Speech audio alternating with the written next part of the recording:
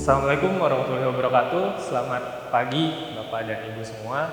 Saya harap masih tetap semangat ya untuk mengikuti acara ini sampai selesai nanti. Nah, mungkin di sini pertama-tama saya izin disclaimer terlebih dahulu Bapak dan Ibu. Ini jujur saya agak tegang juga nih berdampingan dengan Bapak dan Ibu semua dari berbagai macam perusahaan tambang ya. Keren-keren semua di sini yang hadir. Dan di sini disclaimer saya adalah saya di sini ingin sharing ya Bapak dan Ibu sifatnya. Saya tidak ingin menggurui Bapak dan Ibu.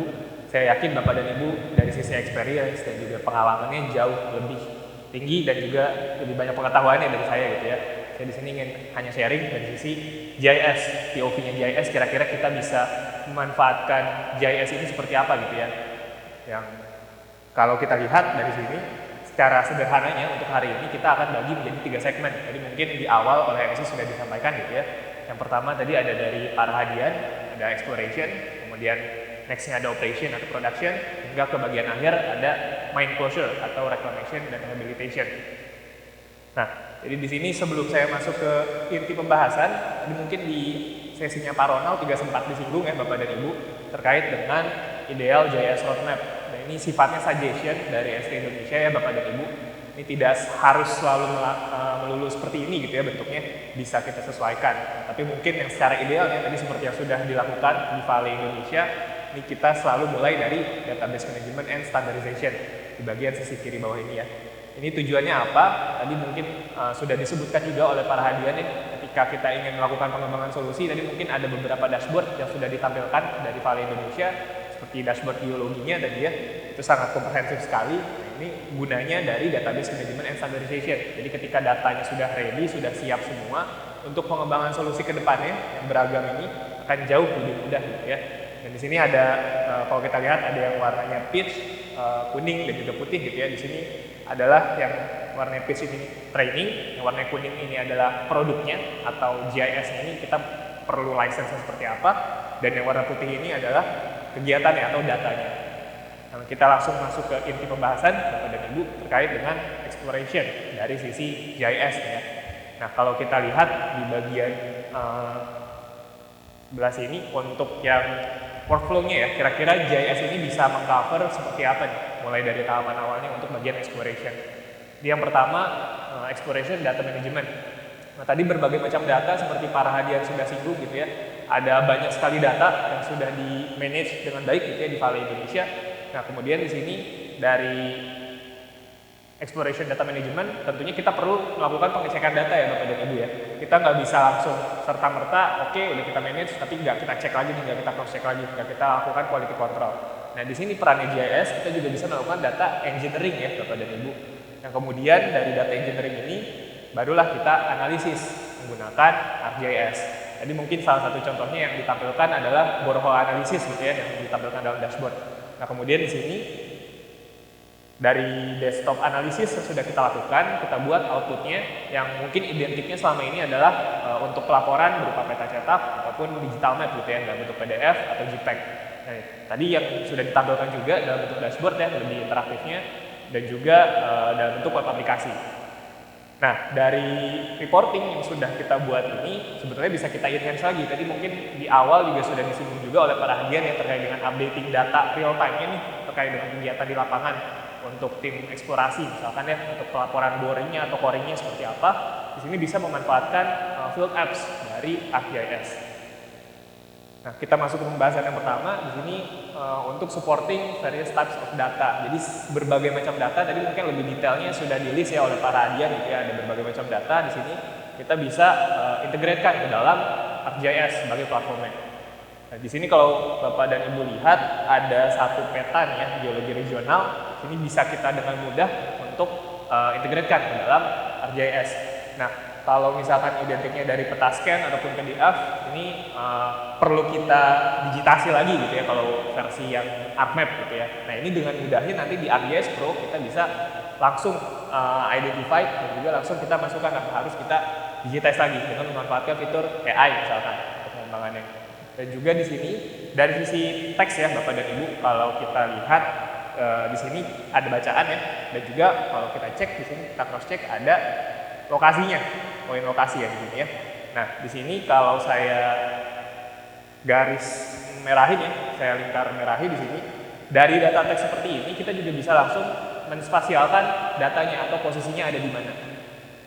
Contohnya adalah lokasi 3 titik ini ya, yang ada di US sana, 1, 2, 3. Nah, jadi dari data teks tadi kita bisa langsung dengan cepat untuk menspasialkan datanya, tanpa harus kita manual lagi. Dan juga di sini data imagery tentunya tadi mungkin yang sifatnya basic lah ya, yang paling banyak digunakan adalah sebagai basement. Dan sebetulnya nanti pengembangan lebih lanjutnya bisa kita lakukan dengan ArcGIS, bukan hanya sebagai basement saja. Dan kemudian di sini ada data seperti dari AutoCAD ataupun software lain ya Bapak dan Ibu. Di sini kalau kita perhatikan dari gambarnya di bagian sisi kanan ya, ada toolset khusus yang memang bisa kita langsung untuk membaca direct data AutoCAD tersebut ke dalam ArcGIS. Di sini adalah ArcGIS Pro ya. Ini contohnya data topografi seperti itu. Ataupun data tabular, data tabel ya. Di sini contohnya ada list dari data bor, ada XYZ-nya, ada date-nya berapa. Nah, di sini bisa kita langsung baca dan analisis juga ke dalam ArcGIS Pro. Tadi setelah kita manage semua data ini ke dalam ArcGIS Enterprise ya sebagai platformnya, kemudian kita lakukan quality control. Kita checking data-data tersebut apakah sudah ready, sudah siap diolah atau ternyata ada yang anomali gitu ya datanya ya, ada keanehan. Nah, di sini contohnya dari data bor tadi yang sudah kita import ke dalam ArcGIS ya. Jadi dari data bor di sini ada informasi detailnya. Kalau kita lihat, kita bisa mengeksplor, memvisualisasikan dan juga meng-cleansing datanya hingga ke mempreparing datanya sebelum kita olah, lakukan pemrosesan lebih lanjut.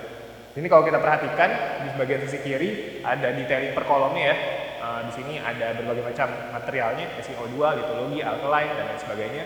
Nah, kemudian di sini ada analisisnya juga.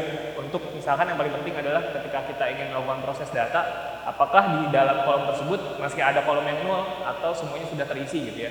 Ataupun misalkan ada anomali lainnya. Di sini kita bisa langsung ngecek by table-nya ataupun melalui chart review. Nah, kemudian kita bisa mengeksplor dan berinteraksi secara statistik ya. Kalau kita lihat di sini secara detailnya, saya ingin mengetahui distribusi kandungan CaO berdasarkan litologinya. Nah, di sini kita bisa dengan mudah dengan kapabilitas dari data engineering yang ada di ArcGIS Pro ini, kita bisa melihat bagaimana distribusi si CaO ini based on litologinya.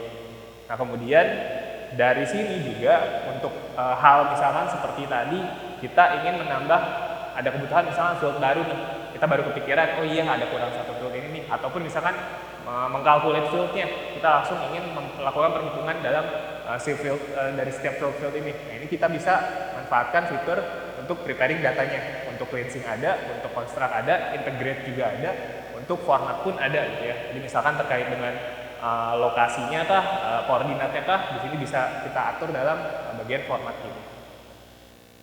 Nah, dari data yang sudah kita checking tadi, lakukan engineering gitu ya, data engineering, barulah kita membuat atau memproses data tersebut. Tadi mungkin sekilas sudah ditampilkan gitu ya bentuk 3D borehole yang sudah bisa ditampilkan dalam dashboard tadi seperti di Vale Indonesia.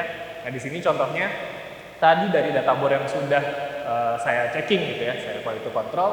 Di sini data bornya ini merupakan data untuk semen ya sebetulnya ya, data dummy sebetulnya. Di sini ada data bor, beberapa data bor ya yang sudah kita 3D-kan, kemudian baru kita lakukan proses interpolasi. Nah, di sini ada beberapa list ya Bapak dan Ibu untuk tools interpolasi yang saat ini sudah available di dalam ArcGIS Pro.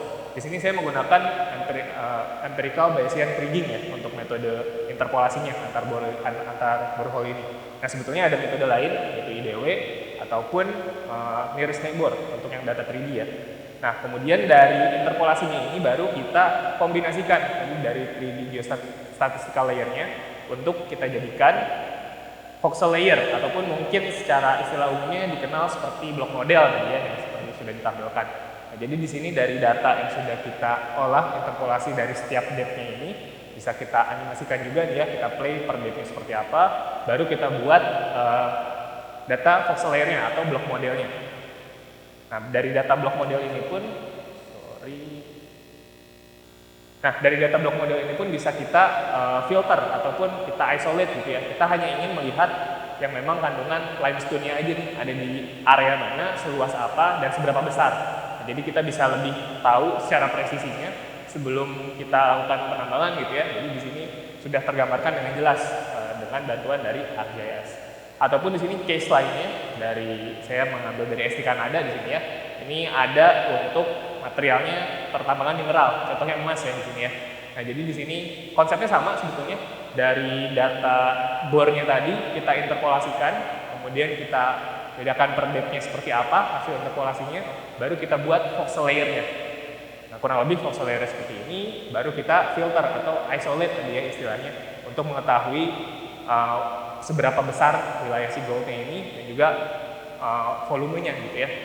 Nah, dari data desktop yang sudah kita olah dan proses ini, tadi mungkin contohnya sudah ditampilkan juga ya, bisa kita bawa ke dalam bentuk web aplikasi.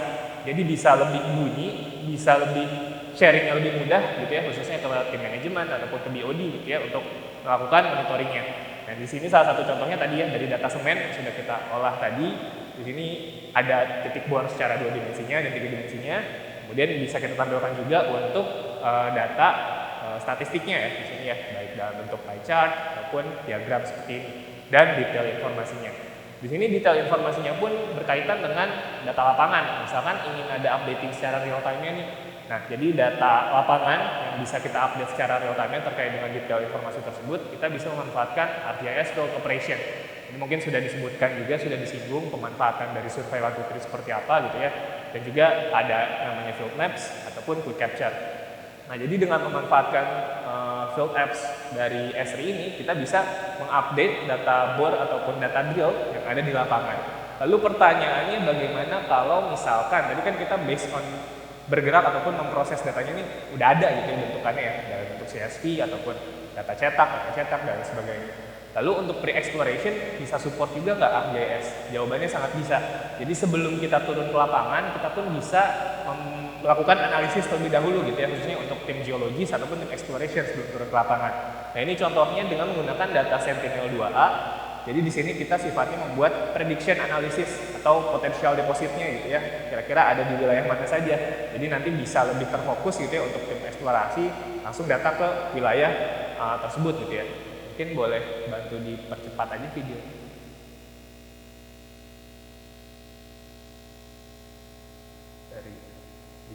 Dipercepat ya.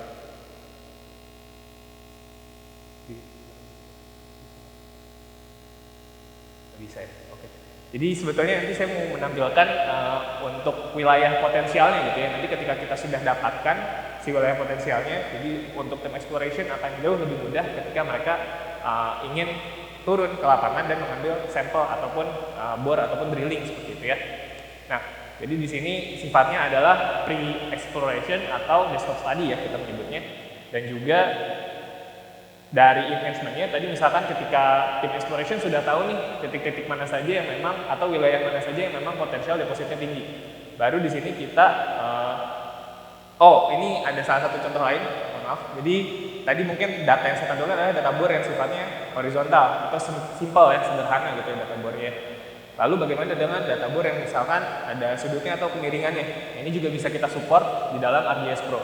Jadi di sini analisisnya juga bisa tetap kita lakukan. Misalkan ingin tadi membuat voxel layer-nya gitu ya untuk ranging, IDW, dan lain sebagainya. Ini bisa kita support, bahkan hingga kita bawa juga ke dalam sistem web atau portalnya nanti untuk kita tampilkan ke dalam sebuah dashboard. Nah, tadi dari data bor yang sudah kita tahu nih potensialnya ada di mana dari kegiatan exploration tersebut. Jadi kita enhance dengan menggunakan mobile apps, fitur dari Survey 123 untuk mengupdate masing-masing dari data bor. Jadi pergerakannya mungkin ada reporting gitu ya, ingin ada reporting secara real time, ini bisa kita detailkan dan bisa kita reportkan dalam bentuk pop-up ini ya contohnya ya. Jadi nanti ketika tim manajemen mengklik, oh ya ini datanya sudah terupdate gitu ya. Ini contohnya. Oke, mungkin cukup sekian presentasi dari saya Bapak dan Ibu.